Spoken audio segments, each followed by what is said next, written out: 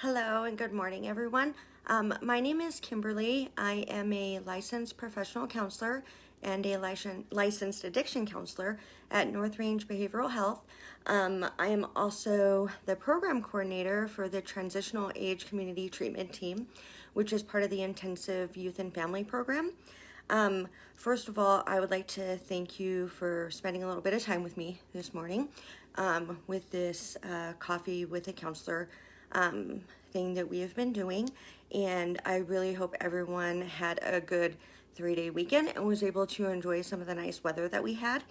I hope everyone has a cup of something to drink. I already met my quota of coffee this morning, so I am just drinking some ice water. But yeah, drink whatever.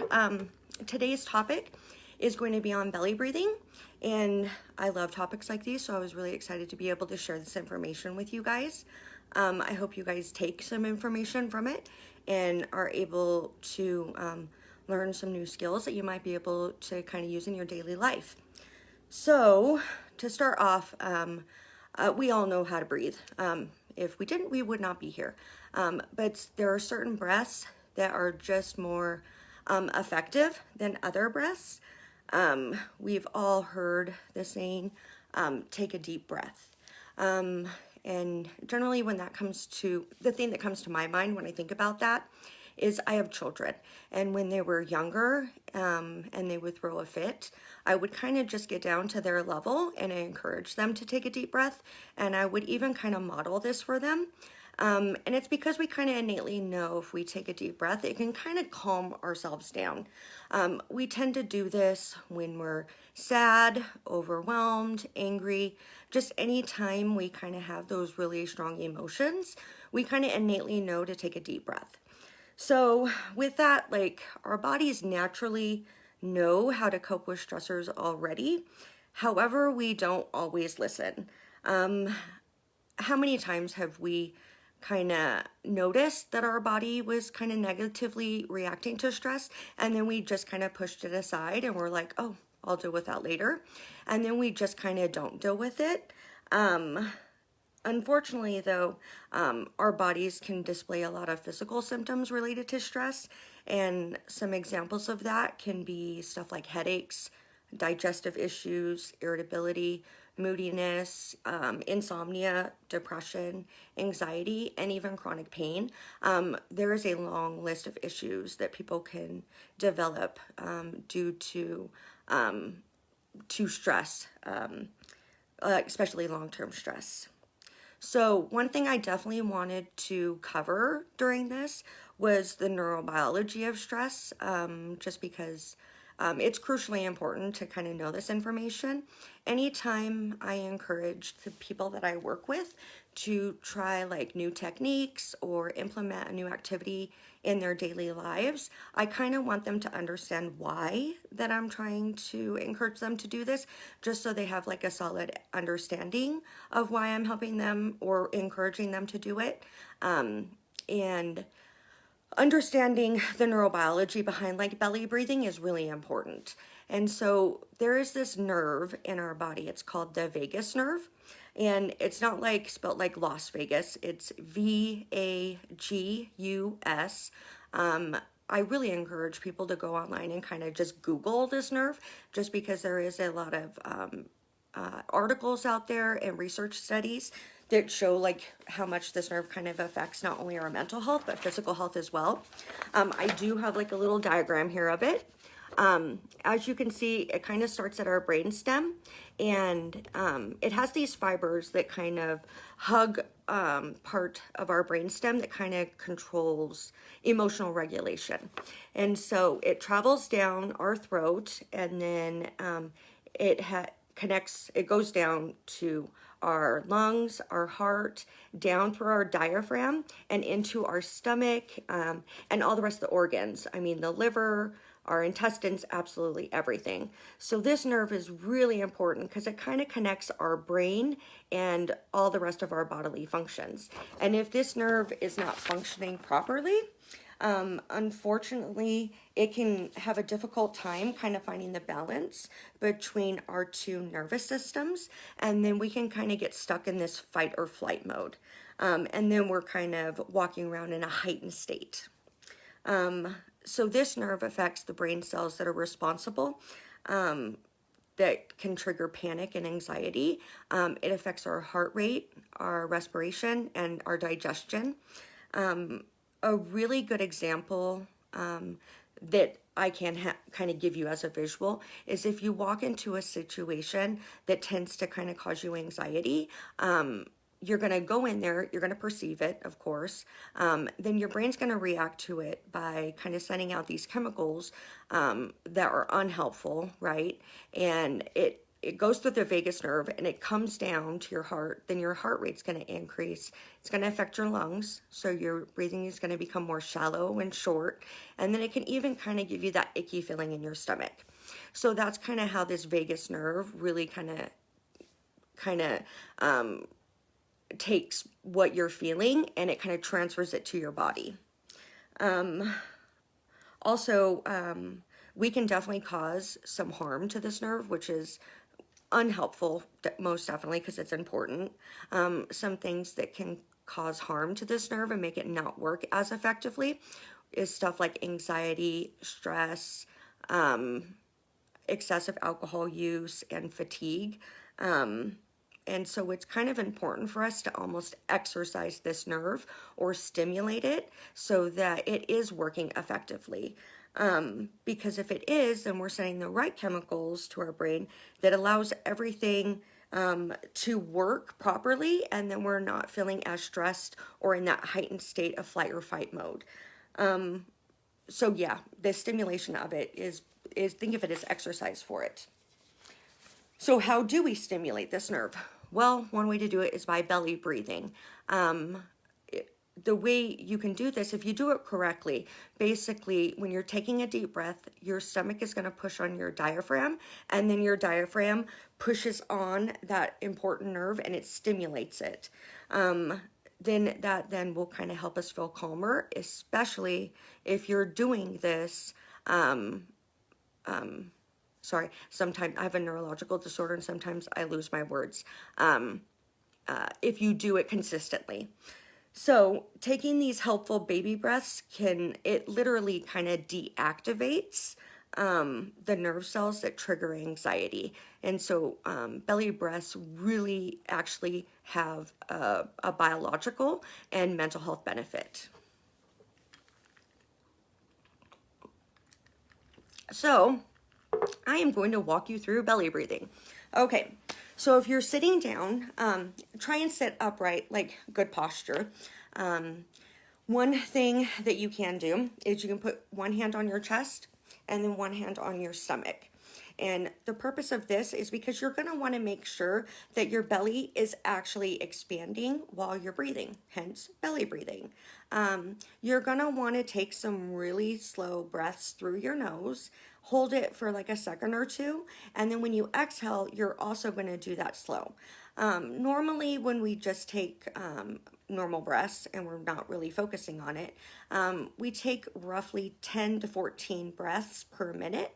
But when you're doing stump breathing like belly breathing, you're only taking 6 to 8. So it's actually a very slow process.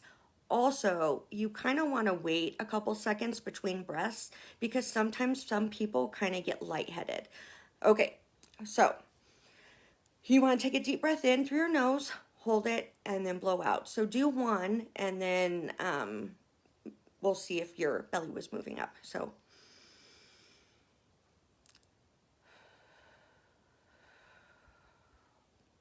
what you want to pay attention to is this hand. You want to make sure it's expanding. If it's not, then there are other things that we can do. But for right now, I want everyone to kind of just take 4 really good deep breaths.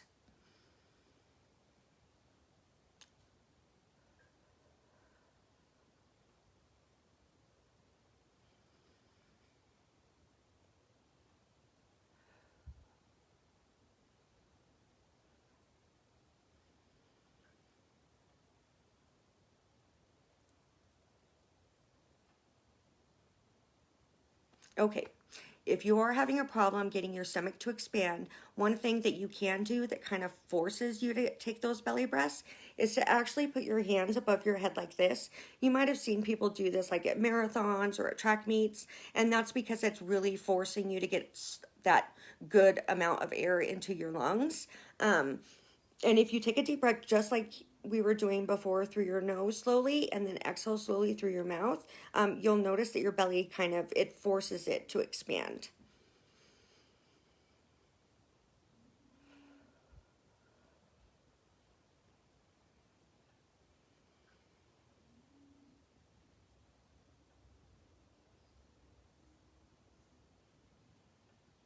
So that's a good way to do it if you have difficulty kind of doing it on your own. So when I was taught belly breathing, I actually had a really hard time like doing it on my own, and I had to do it that way. But then over time, I was kind of able to, with practice, kind of get it down on my own, which is good. If you still struggle with this, there is a ton of information online. You can just literally Google belly breathing. It's also called diaphragmic breathing, just because of the diaphragm being affected. And they have other things that you can do. One thing is like laying down and putting a pillow underneath your knees. That's another thing that kind of helps you get the belly breathing down. But there are also some other ways you can kind of stimulate that vagus nerve with using yoga poses. So if any of you guys are like into yoga, you might want to look that up, because there are some really neat yoga things that you can do that will also stimulate that vagus nerve just as well as belly breathing. So good tidbit of information. Okay, so now that we went over belly breathing and the vagus nerve, why would you want to kind of incorporate this into your daily life? So deep breathing in general really has a positive effect on the stress hormones that our body produces. And we really do kind of want to reduce the amount of stress hormones that we got pumping through our bodies, because it really, really does have a negative effect on our health. Just like I said before, long-term stress can really cause us to have some physical symptoms. But if we kind of just let those stress hormones continue to accumulate within our body, we can really have some significant mental health, or both mental health but physical issues like heart disease, adrenal disorders, like blood sugar issues, and even cognitive issues as well.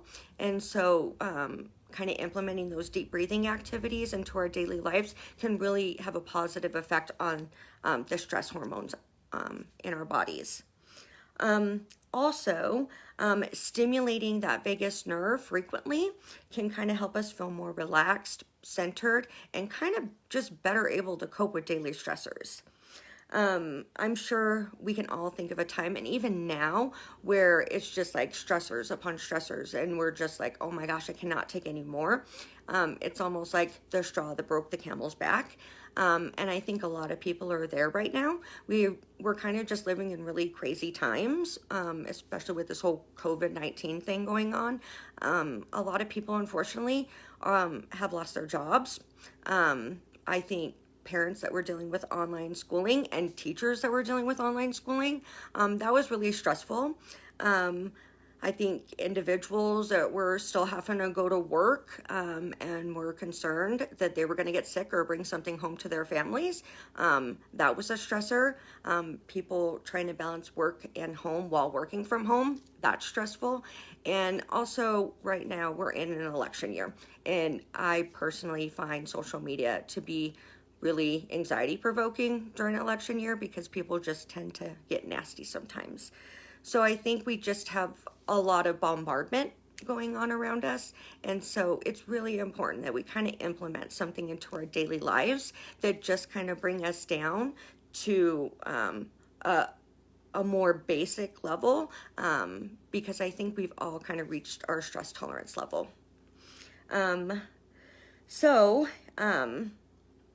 I think, I know there's a ton of research out there that if we do kind of do those daily breathing activities, it can lead to a happier mood, better sleep, less anxiety. It's really good for our heart, and it can actually lead to better air intake. And why not practice this? It's a really easy thing that we can just kind of implement into our lives, and it can be done absolutely anywhere. When can this be helpful? Anytime. When you're doing dishes, when you're driving to work, folding laundry, engaging in an activity you like, literally whenever. You can just stop and take a minute just to take those deep breaths. Just 6 breaths, that's it, randomly throughout the day. It's especially helpful for when we're feeling anxious, overwhelmed, depressed, and tired, stressed, and really when we're in a state of panic. There have been some other coffee with counselor sessions that have kind of gone over like panic attacks. I highly recommend kind of just going through the Facebook page here and kind of looking at all the other ones, because there has been some amazing information that other counselors have shared. And with panic especially, sometimes we just don't remember to tell ourselves to kind of take those deep breaths, and that's because we're just completely overwhelmed with a state of panic. And so sometimes we have to do something else to kind of snap ourselves out of it. And one thing that I always like to encourage people to do is to almost shock one of our senses.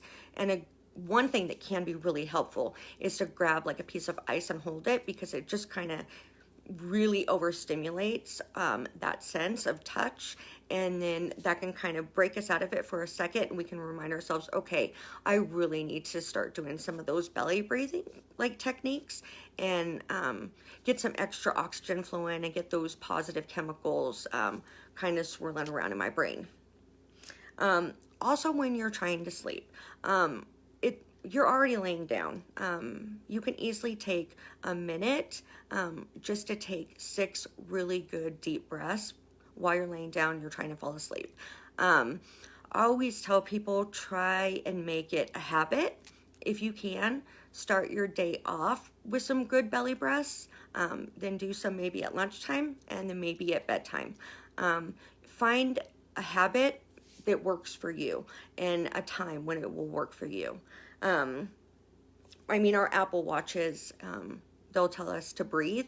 It's not doing that to be annoying. It's doing that because there are a lot of physical and mental health benefits to taking those deep breaths. So really, in the gist of it, really try and randomly do this throughout the day. Really think of it as we're trying to exercise that vagus nerve, so that it's not kind of in that, putting our brain in that heightened state of fight or flight, so we're better able to kind of cope with daily stressors, so we're not already up here and we're kind of down here in a normal state. And because like the better this nerve is functioning, the less stress we feel, and the better able we are to cope with these daily stressors. One thing also, in June, I will be doing what's going to be called the Serenity Series, and it basically is going to be discussing like grounding techniques and just the importance of taking those small little moments for ourselves, just so that we are taking care of ourselves, and with simplistic things, nothing complicated at all. And so if you would like, I would totally love for anyone to join me on those. Also, I believe there's going to be one more of these to finish out the month of May. All of the videos, though, are on the Facebook page, so you can watch them anytime.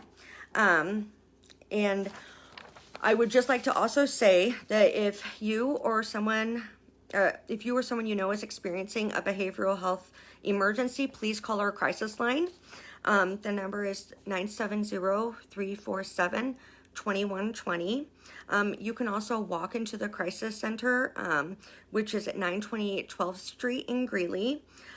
You can also text TALK, T-A-L-K, at 38255. You can also call our warm line at 970-347-2120. 2359 if you just need to talk. So please know that North Range does have those 24-hour services still available, and we have all of our services still available. We're just doing a lot of them telehealth, and it's working out fine. So please do not hesitate to ask any questions in the comment section, and I will totally try and answer them. But thank you for your time, and have a wonderful day, and try and take some good rest today. Thanks.